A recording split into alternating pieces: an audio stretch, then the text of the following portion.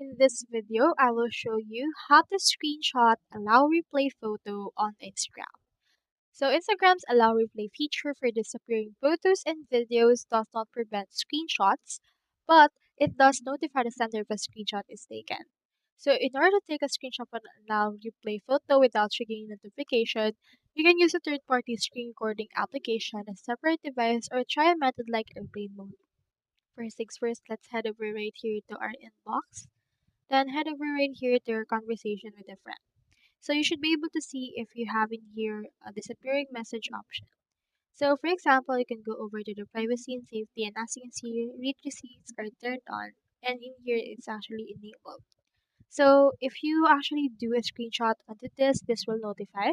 So what we can do is we can head over right here and then make sure to use a screen recorder on your phone or in here a third party recorder if you want. And from that video that you will record, you can screenshot that particular content. So that's all there is today, and I hope this video helped you out.